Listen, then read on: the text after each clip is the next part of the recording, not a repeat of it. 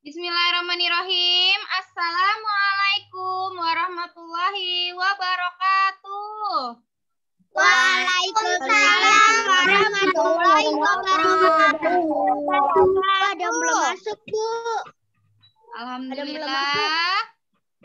Segala puji Allah ya, kita dapat bergabung lagi dengan Zoom atau belajar melalui online. Walaupun online, kalian harus tetap semangat ya. Baik, Bu. Ya, harus semangat terus ya belajarnya. Dan jangan lupa jaga kesehatan supaya kita terhindar dari segala macam virus-virus yang jahat ini ya. Corona biar sebelumnya kita baca doa terlebih dahulu ya. Membaca doa sebelum belajar.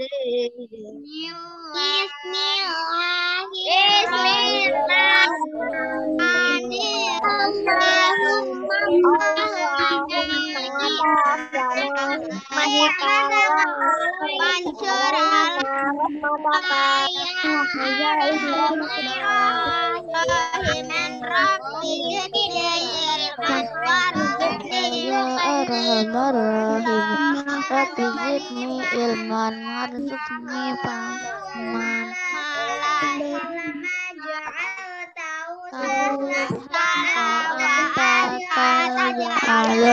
Hazana idahi tasahlah. Assalamualaikum warahmatullahi wabarakatuh. Waalaikumsalam warahmatullahi wabarakatuh. Terima kasih anak-anak semuanya sudah membaca doa ya. Bagaimana kabarnya semua?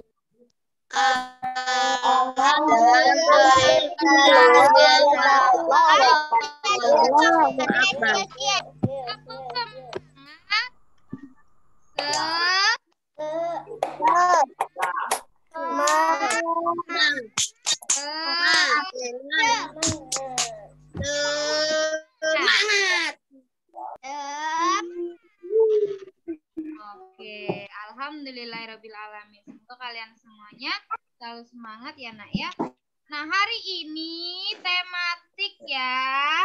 Kalian hanya menyimak pembelajaran dari Bu Yuyun dan Bu Reka saja. Jadi tidak ada tugas ya. Perhatikan ya.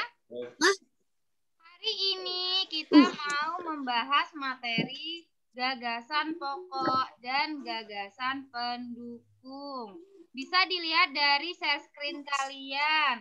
Dimohon gambarnya dimatikan dulu semua ya. Gambar dimatikan semuanya biar sinyalnya pada bagus. Oke, pinter semua ya. Dimatiin. Ya, nanti kita buka lagi. Dimatiin kayak gitu. Ya, coba dimatikan gambarnya dulu.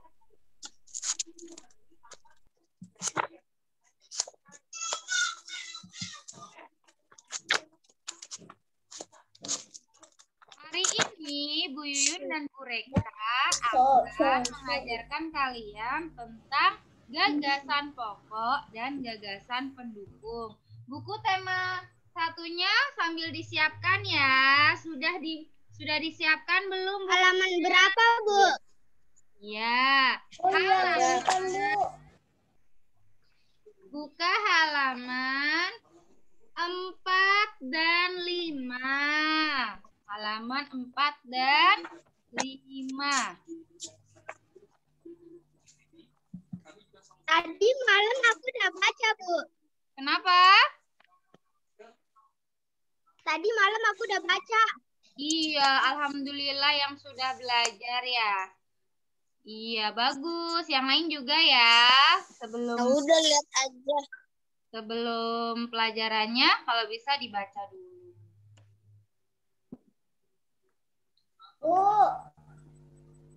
Sudah dibuka semua bukunya. Nah, gambarnya ada yang belum dimatikan. Dimatikan dulu semua gambarnya ya, biar sinyalnya bagus. Biar kuotanya tidak menghabiskan banyak ya, biar tidak menghabiskan banyak kuotanya ya.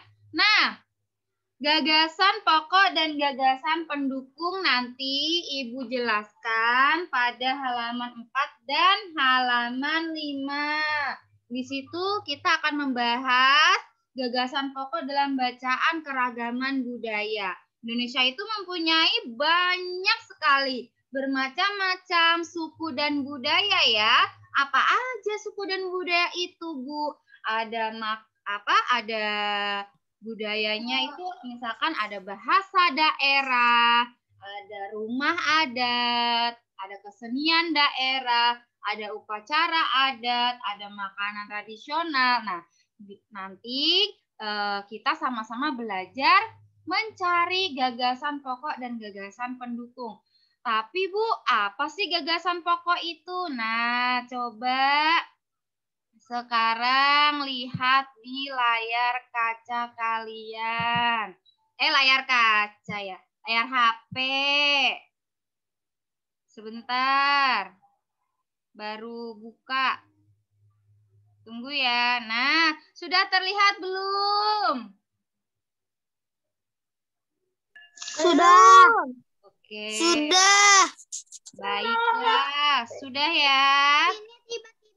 Jangan dicoret-coret ya. Jangan Hilang. dicoret-coret ya. Coret. Kalau pakai komputer nggak bisa dicoret-coret. Iya. Nanti yang Kalau coret nanti nggak bisa dicoret-coret. nanya. Berarti nilainya dikurangin. Ya. Sekarang Bu Yuyun, Afwan belum tershare, Bu. belum terlihat. Belum tershare, Bu. Belum tershare screen. Oke, screen-nya belum ada ya. Sebentar. Sekarang sudah ada belum? Sudah ada. Sudah, Bu Reka? Sudah ada, Bu. Sudah ada, Bu. Sudah kan? Ya. Sudah. Apa sih gagasan pendukung itu? Coba Bu Reka mau menjelaskan gagasan pokok dan gagasan pendukung. Sebentar. Oke, baik. Oke, anak-anak, mohon diperhatikan dulu ya penjelasan dari Ibu ya. Hari ini Ibu akan menjelaskan tentang apa itu gagasan pokok dan apa itu gagasan pendukung ya. Jadi gagasan itu ada dua, ada gagasan pokok sama gagasan pendukung. Nah, gagasan pokok ini merupakan ide utama yang dibahas pada suatu bacaan, bisa berupa kalimat inti atau pokok paragraf. Jadi, intinya gagasan pokok ini biasanya berupa kalimat singkat. Ya, makanya di sini dibilang kalimat inti atau pokok paragraf. Nah, biasanya gagasan pokok ini terletak di awal kalimat. Ya, biasanya gagasan pokok ini terletak di awal kalimat. Tapi ada juga beberapa gagasan pokok yang terletak di akhir kalimat. Seperti itu ya. Sudah Oke, Ibu lanjut dulu ya ke lanjut. gagasan pendukung. Ya, Ibu lanjut dulu ke gagasan pendukung. Nah, gagasan pendukung ini uraian atau tambahan informasi untuk gagasan pokok. Jadi, isinya itu adalah kalimat-kalimat yang mendukung gagasan pokok. Jadi bisa dikatakan dalam satu paragraf itu terdapat satu gagasan pokok dan beberapa gagasan pendukung. Seperti itu. Bisa dipahami anak-anak? Bisa. Jadi dalam bacaan itu kita dapat gagasan pokok dan gagasan pendukung ya. Kalau gagasan pokok itu merupakan ide utama atau kalimat inti. Biasanya ada di awal paragraf. Awal paragraf yang kayak gimana, Bu? Lihat contohnya. Pinter. Oke, Ibu bisa menjelaskan lagi. Ya, Bu. Oke. Ya. Baik. Ibu jelaskan contohnya ya. Tadi kan sudah Ibu jelaskan pengertiannya. Apa itu gagasan pokok, apa itu gagasan pendukung. Nah, sekarang kita masuk ke contohnya ya. Coba dilihat di contoh itu ada bacaan judulnya Pawai Budaya. Kira-kira nih sebelum kita menentukan gagasan pokok dan pendukungnya, Ibu mau tanya, di bacaan Pawai Budaya ini ada berapa paragraf? Ayo, ada berapa paragraf? Ada 3. 3. Tiga paragraf. Ada 3 paragraf. Iya, pinter, bagus ya. Di bacaan Pawai Budaya ini ada 3 paragraf ya. Oke, sekarang kita akan mencari gagasan pokok dan gagasan pendukung dari masing-masing paragraf ya.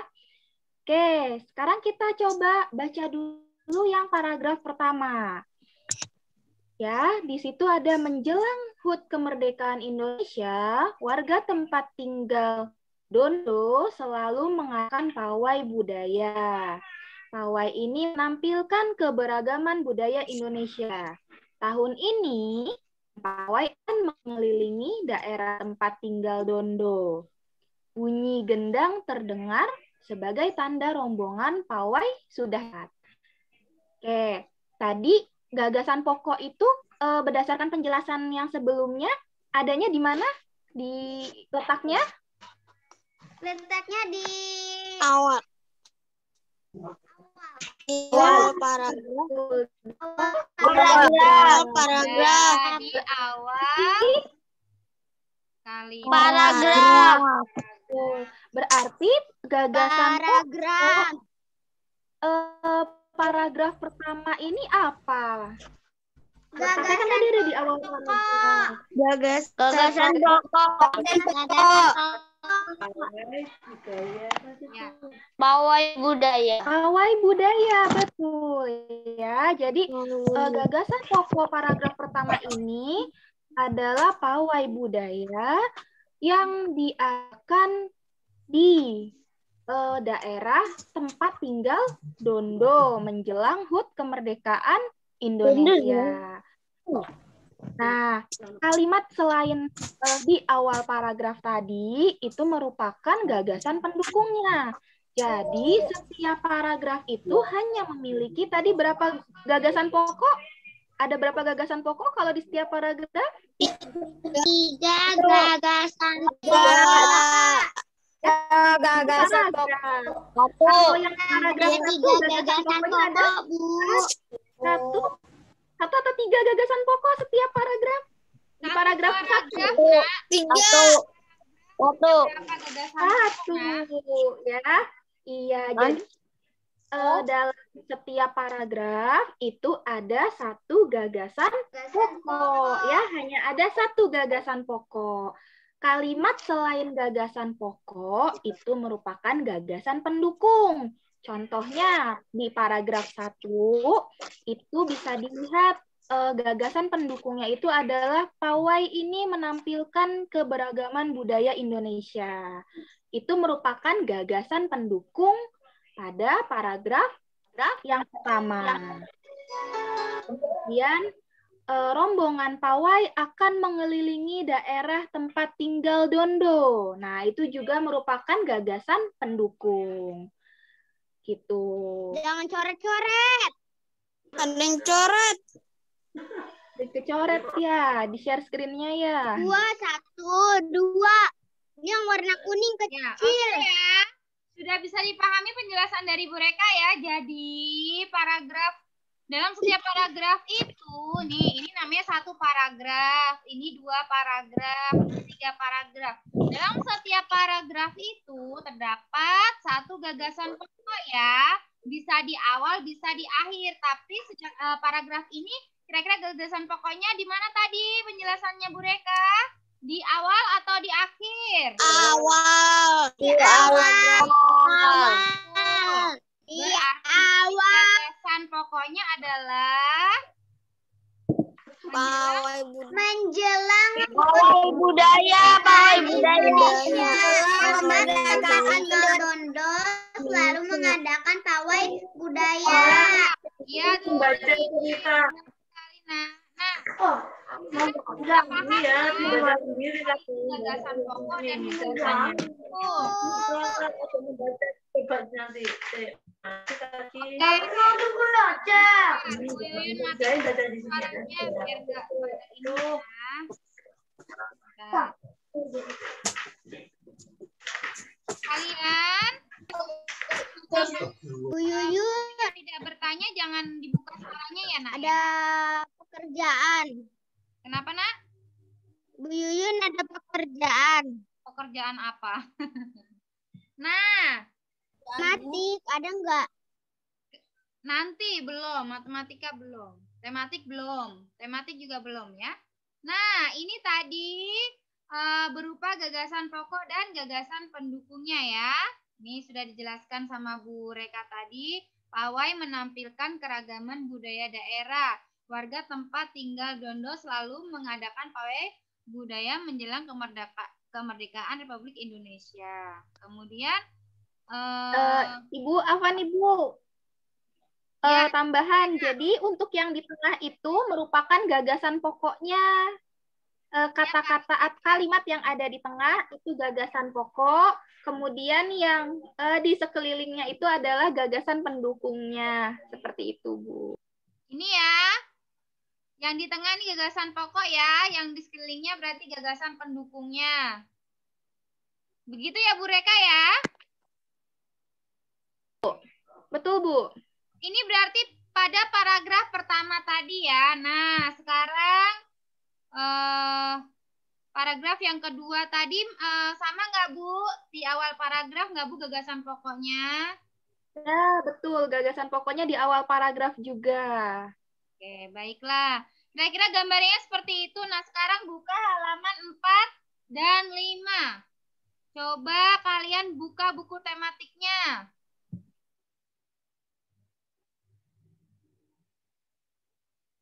Sudah dibuka semua bukunya? Udah.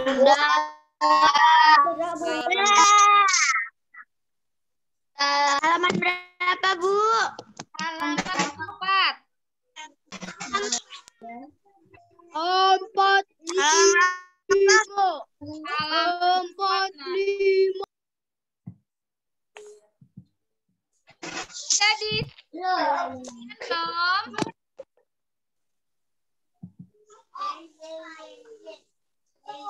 Sudah ada di layar belum, Bu Reka? Sudah, Bu. Oke. Sudah, Bu. Nah, tadi yang pertama kali Ibu jelaskan bahwa ada bacaan tentang keragaman budaya. Nah, kita bisa menentukan nih mana gagasan pokok dan mana gagasan pendukungnya. Jangan dicoret-coret ya, Nak, share screen-nya. Oke. Nah, coba kita baca bareng-bareng ya. Jangan dicoret-coret share screen-nya ya, Nak, ya. Tuh, coret.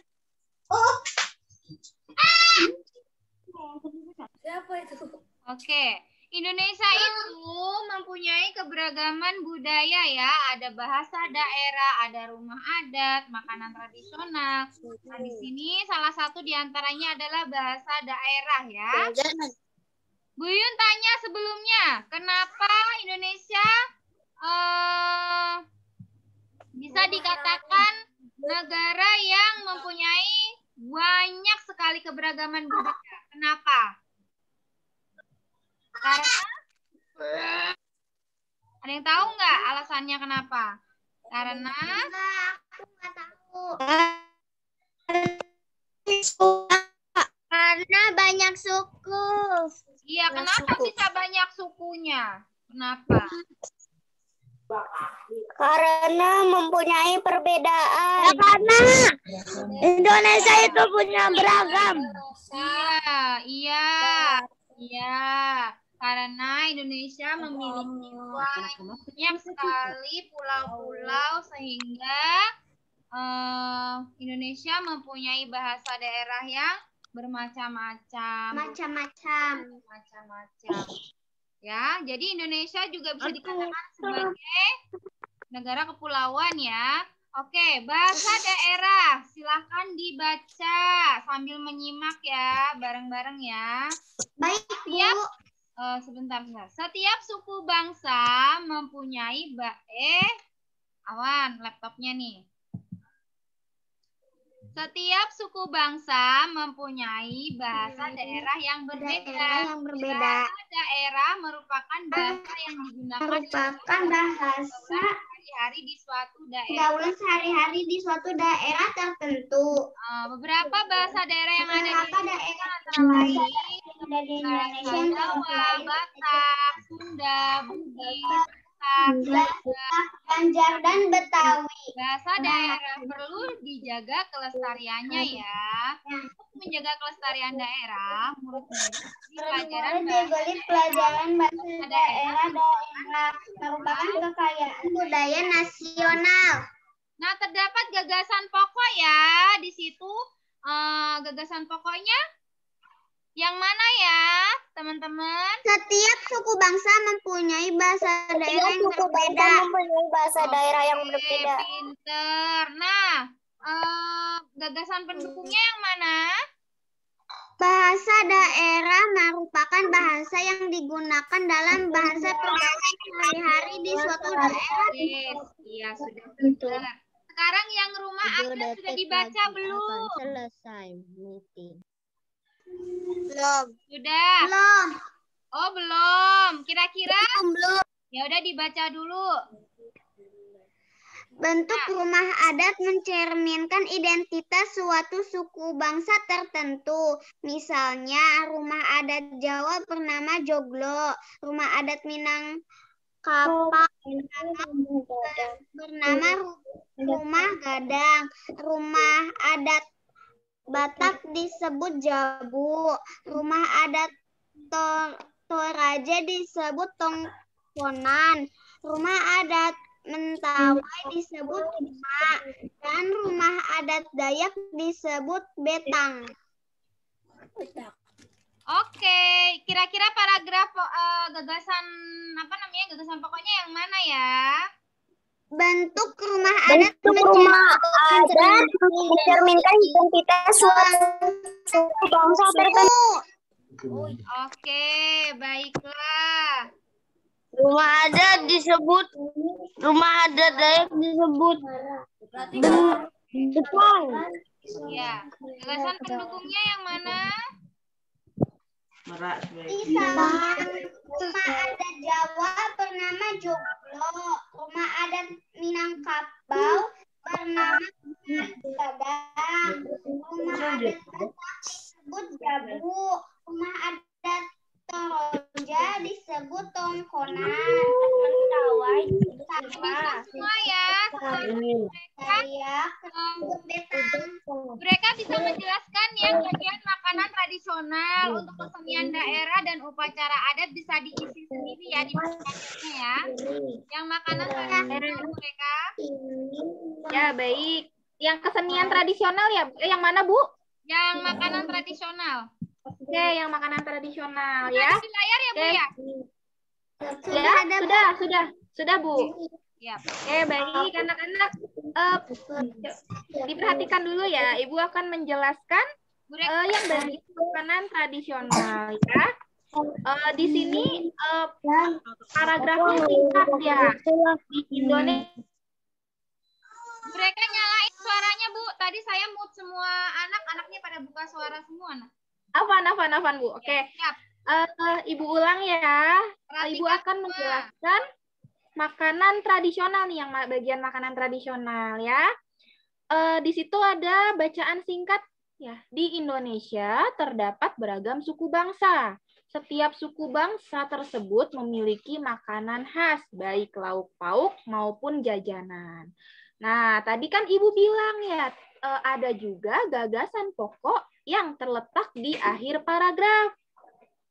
Nah, untuk yang bacaan makanan tradisional ini, gagasan pokoknya terletak di akhir paragraf.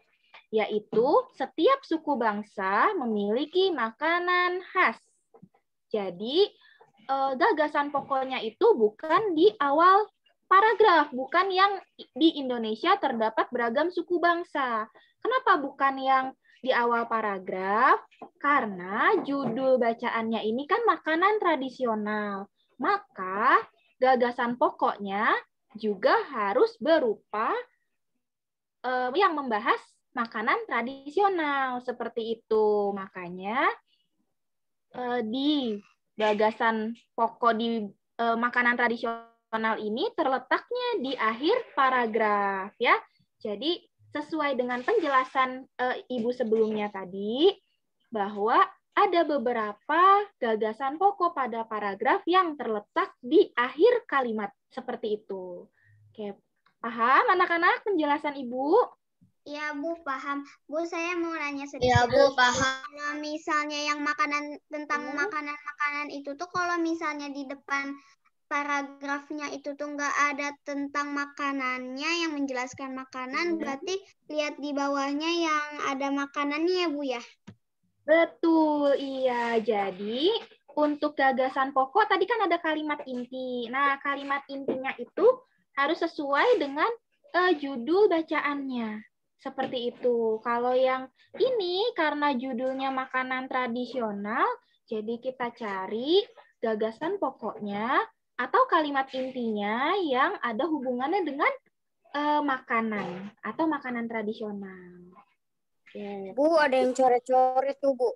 Itu Bu Yuyun, tadi mau ini, mau membedakan nih kalau yang makanan tradisional tadi gagasan pokoknya bukan di awal ya, seperti yang dijelaskan Bu Reka ya. Jadi yang ini bukan ya. Tapi di sini di akhir, setiap suku bangsa tersebut memiliki makanan khas baik lauk pauk maupun jajanan. Gitu ya. Bisa dipahami anak-anak? Bisa, Bu.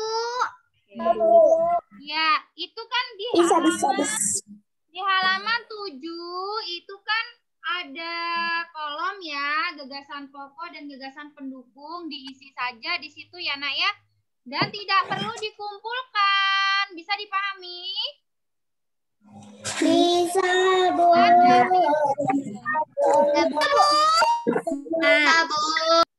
Bu.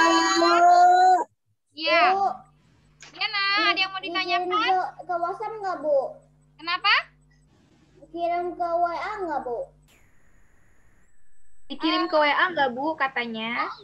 Enggak. Tidak perlu dikumpulkan buat latihan saja di rumah ya. Sudah paham semua, teman-teman? Insya Allah. Sudah paham. Ya, alhamdulillah sudah selesai hari ini belajarnya ya. Dan jangan lupa tetap membaca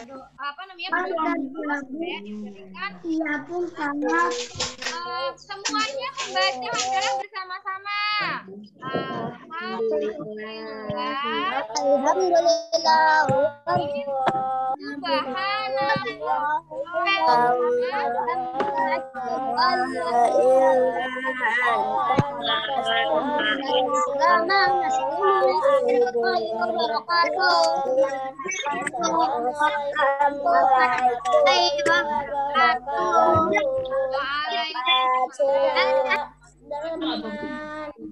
Terima kasih teman-teman ya.